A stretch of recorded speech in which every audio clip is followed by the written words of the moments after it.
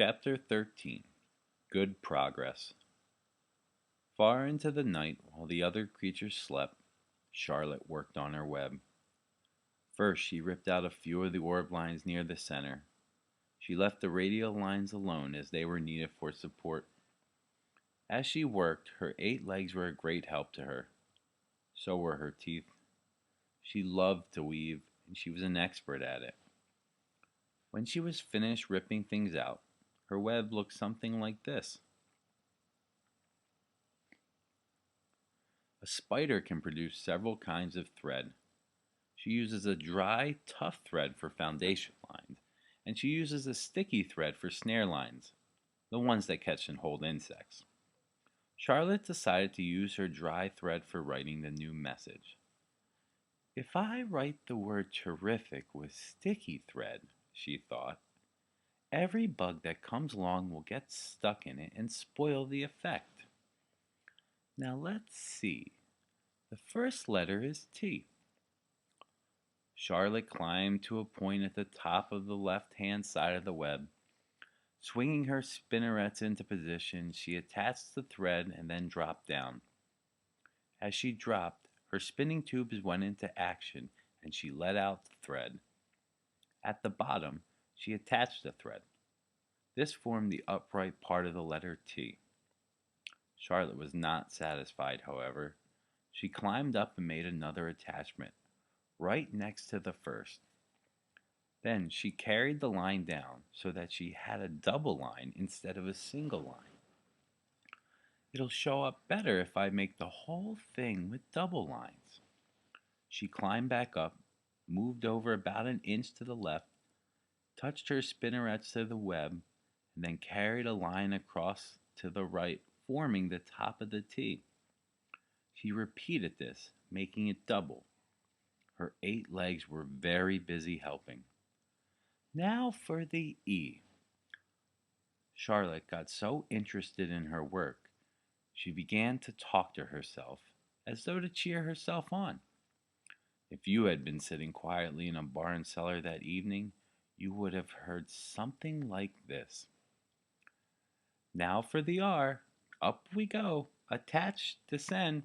Pay out that line. Whoa! Attach. Good. Up you go. Repeat. Attach, descend. Pay out the line. Whoa, girl. Steady now. Attach. Climb. Attach. Over to the right. Pay out the line. Attach. Now right and down and swing that loop and around and around. Now into the left. Attach. Climb. Repeat. Okay. Easy, keep those lines together. Now, then, out and down for the leg of the R. Pay out the line. Whoa! Attach, ascend, repeat. Good girl.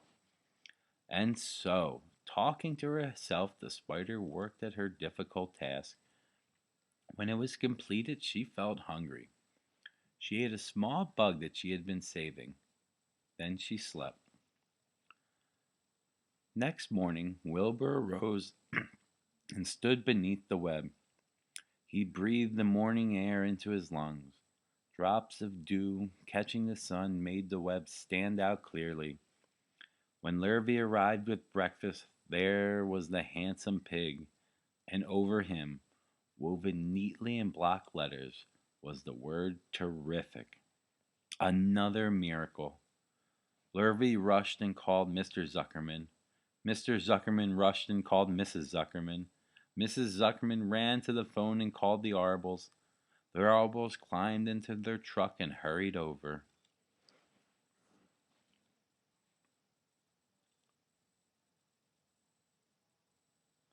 Everybody stood at the pig pen and stared at the web and read the word over and over, while Wilbur, who really felt terrific, stood quietly swelling out his chest and swinging his snout from side to side.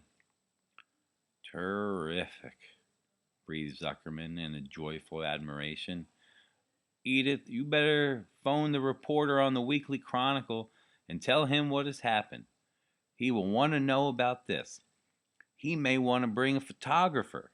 There isn't a pig in the whole state that is terrific as our pig." The news spread. People who had journeyed to see Wilbur when he was some pig came back again to see now that he was terrific. That afternoon, Mr. Zuckerman went to milk the cows and clean out the tie-ups. He was still thinking about a wondrous pig he owned. "Lurvy," he called, "there is to be no more cow manure thrown down into that pig pen. I have a terrific pig. I want that pig to have a clean, bright straw every day for his bedding. Understand?" "Yes, sir," said Lurvy. "Furthermore," said Mr. Zuckerman, "I want you to start building a crate for Wilbur. I have decided to make the pig to the county fair on September 6th. Make the crate large and paint it green with gold letters." "What will the letters say?" asked Lurvy. "They should say, 'Zuckerman's Famous Pig.'" Lurvy picked up a pitchfork and walked away to get some clean straw. Having such an important pig was going to mean plenty of extra work. He could see that. Below the apple orchard at the end of the path was the dump where Mr. Zuckerman threw all sorts of trash and stuff that nobody wanted anymore. Here in a small clearing hidden by young alders and wild raspberry bushes was an astonishing pile of old bottles and empty tin cans and dirty rags and bits of metal and broken bottles and broken hinges and broken springs and dead batteries and last month's magazines and old discarded dish mops and tattered overalls and rusty spikes and leaky pails and forgotten stoppers and useless junks of all kinds, including a wrong-sized crank for a broken ice cream freezer. Templeton knew the dump and liked it. There were good hiding places there, excellent cover for a rat, and there was usually a tin can with food still clinging to the inside. Templeton was down there now, rummaging around. When he returned to the barn, he carried in his mouth an advertisement that he had torn from a crumpled magazine. "How's this?" he asked, showing the ad to Charlotte. "It says crunchy. Crunchy would be a good word to write in your web." "Just the wrong idea," replied Charlotte. "Couldn't be worse. We don't want Zuckerman to think Wilbur is crunchy. He might start thinking about crisp, crunchy bacon and tasty ham. That would put ideas into his head. We must advertise Wilbur's noble qualities, not his tastiness. Go get another word, please, Templeton." The rat looked disgusted, but he sneaked away to the dump and was back in a while with a strip of cotton cloth. "How's this?" he asked. "It's a label off an old shirt." Charlotte examined the label. It said pre-shrunk. "I'm sorry, Templeton," she said, "but pre-shrunk is out of the question. We want Zuckerman to think Wilbur is nicely filled out and not all shrunk up. I have to ask you to try again." "What do you think I am, a messenger boy?" grumbled the rat. "I'm not going to spend all my time chasing down to the dump after advertising material." "Oh, just once more, please," said Charlotte. "I'll tell you what I'll do," said Templeton. "I know where there's a package of soap flakes in the woodshed. It has writing on it. I'll bring you a piece of the package." He climbed the rope that hung on the wall and disappeared through a hole in the ceiling. When he came back, he had a strip of blue and white cardboard in his teeth. "There," he said triumphantly. "How's that?" Charlotte read the words, "With new radiant action." "What does it mean?" asked Charlotte, who had never used any soap flakes in her life. How should I know? Said Templeton. You asked for words and I brought them. I suppose the next thing you'll want me to do is fetch a dictionary. Together they studied the soap ad.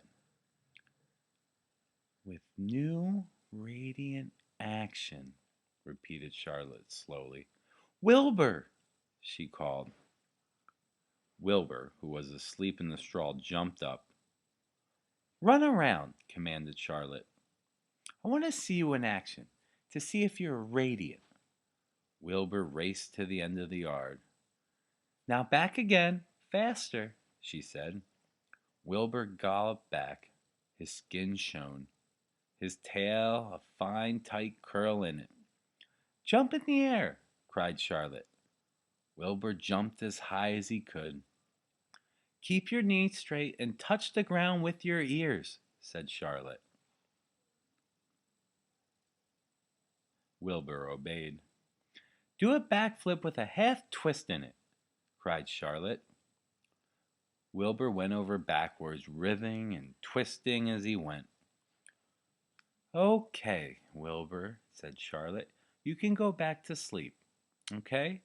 Templeton, the soap ad will do, I guess.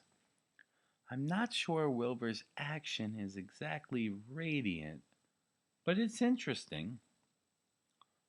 Actually, said Wilbur, I feel radiant. Do you? Said Charlotte, looking at him with affection. Well, you're a good little pig, and radiant you shall be. I'm in this thing pretty deep now. I might as well go to the limit. Tired from his romp, Wilbur lay down in the clean straw. He closed his eyes. The straw seemed scratchy, not as comfortable as the cow manure, which was always delightfully soft to lie in. So he pushed the straw to one side and stretched out in the manure. Wilbur sighed. It had been a busy day. His first day of being terrific. Dozens of people had visited his yard during the afternoon, and he had to stand and pose, looking as terrific as he could. Now he was tired. Fern had arrived and seated herself quietly on the stool in the corner. Tell me a story, Charlotte, said Wilbur as he lay waiting for sleep to come. Tell me a story. So Charlotte, although she, too, was tired, did what Wilbur wanted. Once upon a time, she began, I had a beautiful cousin who managed to build her web across a small stream. One day, a tiny fish leaped into the air and got caught tangled in the web.